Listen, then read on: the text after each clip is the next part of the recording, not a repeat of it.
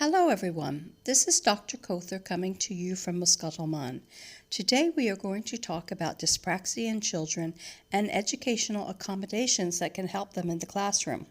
But before we begin, please like this video and subscribe to my channel to get more information on disabilities and challenges in children.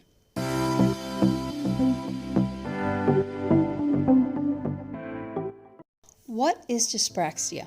Dyspraxia is a neurodevelopmental impairment of balance, coordination, and movement in which the brain's communication with the muscles is disrupted. It is frequently diagnosed in early childhood, although it can appear later in life following a disease or traumatic brain injury. It affects motor abilities like catching a ball, using manipulatives such as Legos or riding a bike, as well as everyday chores like writing or buttoning a shirt. Dyspraxia is a disability that affects children's ability to develop motor skills normally for their age. While some kids may overcome it, the majority still have trouble moving about as teenagers and adults. As they mature, therapies and other types of treatments may enable them to perform better. There are several varieties of dyspraxia, including motor dyspraxia, which causes problems with both fine and gross motor skills, such as writing, changing clothes, or running. Verbal dyspraxia, which causes speech issues, and oral dyspraxia, which is a condition that causes difficulty with mouth and tongue movement. Each person's experience with dyspraxia is unique, and it's influenced by their age, the chances they have had to master skills, environmental challenges, and the help and understanding offered by others around them. However, there are some common symptoms of dyspraxia. Difficulty in coordinating large and small body movements is the main feature of dyspraxia. Physical signs of dyspraxia may include movements appear awkward and lack smoothness. Extra physical and mental effort is required to carry out movements that others manage easily. Poor spatial awareness means more trips, falls, bumps, and bruises. Difficulty learning the movements required to carry out new practical tasks, and difficulty transferring motor skills to new situations or activities. Many people with dyspraxia struggle to organize themselves, their belongings, and their thinking. Some people also struggle with concentration, memory, and time management. Many individuals with dyspraxia report that these challenges are more difficult to deal with in their everyday lives than their underlying movement impairments. Some people with dyspraxia have difficulties keeping up with discussions and may have extended, uncomfortable pauses before responding to a question or statement. People with verbal dyspraxia have significant and continuous difficulties coordinating the specific movements necessary to create understandable speech. It is possible to have verbal dyspraxia on its own or in conjunction with other movement challenges associated with dyspraxia. Around 5% of school-aged children have dyspraxia. Only about 2% of children are severely impacted. In most cases, difficulties persist throughout adolescence and adulthood. Males are more likely than females to be impacted by dyspraxia, while females are generally older when their challenges are diagnosed.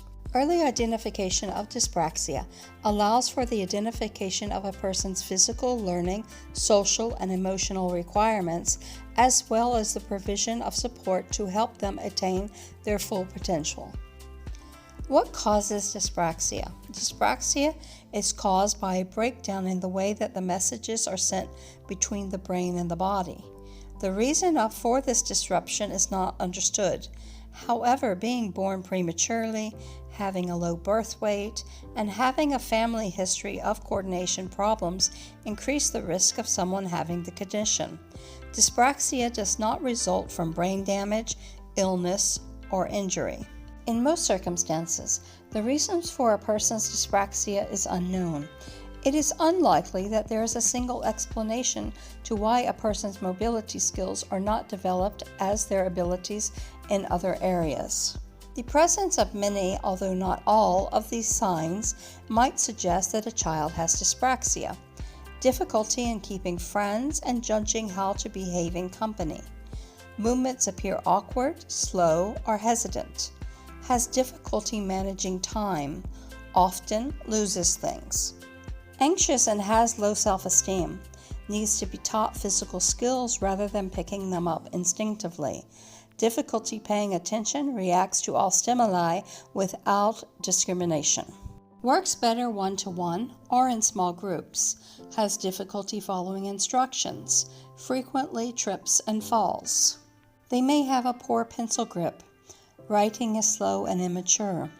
Difficulty getting dressed and using cutlery. They may have poor understanding of spatial concepts, such as on, under, over, or in front of. Delay in acquiring early motor skills, such as sitting, crawling, or walking.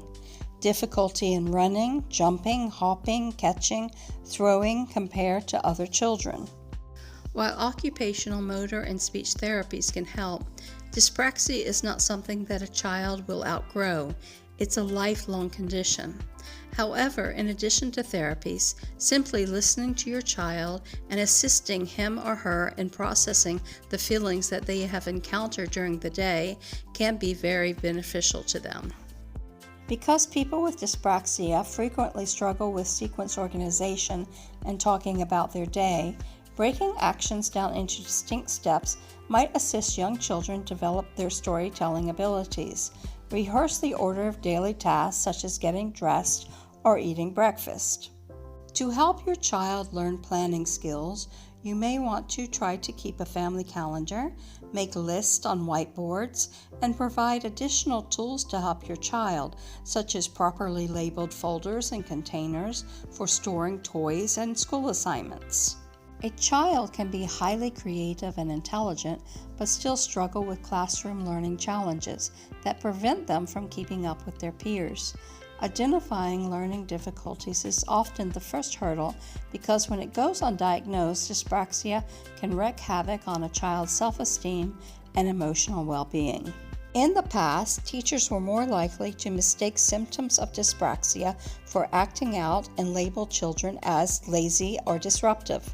Worse still, they might not have challenged the child academically. Yet, no two individuals with dyspraxia have the same set of symptoms or are affected in the same degree. It can still be hard for some students with dyspraxia to get the right diagnosis.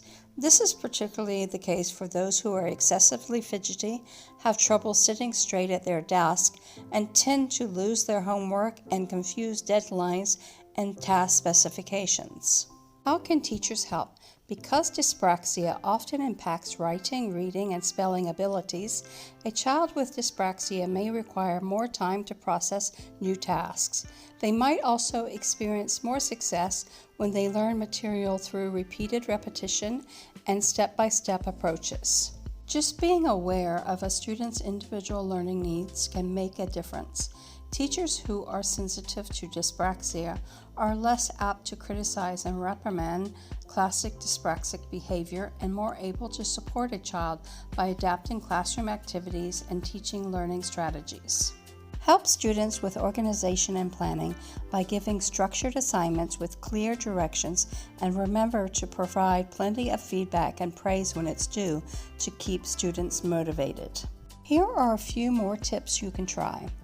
Pay attention to writing tools and paper. Students with dyspraxia may find it easier to write using wide-stemmed pencils and pens or by applying rubber grips to their writing tools.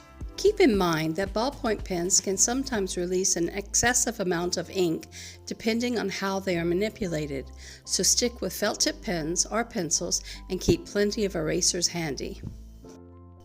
You can also help a child with writing by providing graph paper to guide them in letter placement and spacing. Colorful lined paper for students who tend to write using larger letters is also a plus. Consider alternative activities to those requiring handwriting.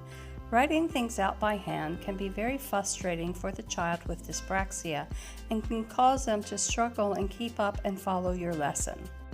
You can set children up with note-taking buddies or allow them to use computers or provide electronic copies of materials in advance to reduce note-taking stress. You may also want to provide fill-in-the-blank or matching exercises that test comprehension without requiring lengthy written responses. Teach children with dyspraxia touch typing. While handwriting is often a struggle, touch typing is much easier for children with dyspraxia and can help facilitate writing and composition skills by removing the physical toll associated with writing text by hand. The earlier the students learn, the sooner they can begin to type homework assignments and even use a laptop in class to take electronic notes.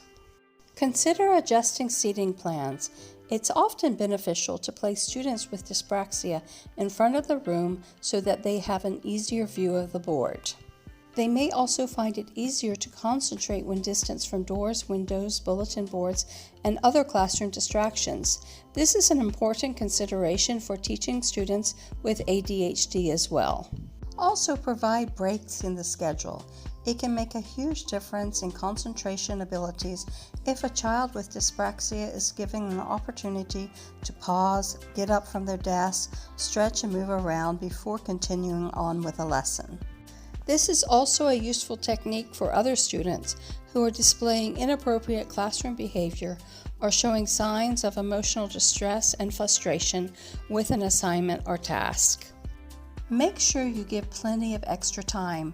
Processing time is not the same for every student, and children with dyspraxia can greatly benefit from having more time to understand task requirements and complete assigned work. Time in lessons is key, but so is giving extended and flexible deadlines for homework and even providing high school level students with extra time to travel from class to class. Emphasize directions for students in step-by-step written instructions. Going over task directions and requirements several times is crucial. Try to write your task instructions in short sentences and use checklists for assignments with multiple parts. You may also want to demonstrate a task and read directions out loud, in addition to providing a printed version. This is helpful for all students as it clarifies the task and ensures that everyone is on the same page. Provide written, visual, and recorded support to your students with dyspraxia. Bullet points and other formatting can call attention to important aspects or instructions of an assignment that may otherwise go unnoticed. It is also beneficial to use images and to break long chunks of text into smaller parts. When reading is a challenge, it can be helpful for a child with dyspraxia to have recorded materials and books to listen to. This reduces the amount of written text required for processing, and it can save mental resources for responding and reacting to source material instead. Keep a list of classroom rules and have students role-play expected behavior. Formulate a list of class rules and have all your students contribute to it. Also, try using role-play to act out situations that encourage good social skills and manners in the classroom. Help with tasks that require fine motor skills. If your lesson includes using scissors, folding paper, or any other task that might cause a child with dyspraxia to struggle. Provide plenty of assistance and try to introduce to the student the activity beforehand so they can have a chance to practice and get familiar with the physical manipulations required. As I have mentioned before, children who have dyslexia, dysgraphia, dyspraxia, and ADHD can benefit greatly from learning how to type. That is because typing is a skill that facilitates writing skills by providing a direct path for the translation of ideas into text. It also allows kids access to spell checkers and is the best solution for students who struggle with writing assignments. This is particularly important for children with dyspraxia who may struggle with the fine motor skills needed to hold a pen or a pencil. A multisensory touch typing approach involves seeing the words on screen, hearing them read aloud, and showing the child how to reach for the correct keys. This helps with the sound letter mapping needed to strengthen reading skills, familiarize students with the spelling of high-frequency words, and make sight reading easier. If you feel that your child is struggling with dyspraxia or any other type of disability or challenge, reach out to specialists in your community to have your child assessed so that they can get the help and accommodations they need to thrive in their daily lives and at school.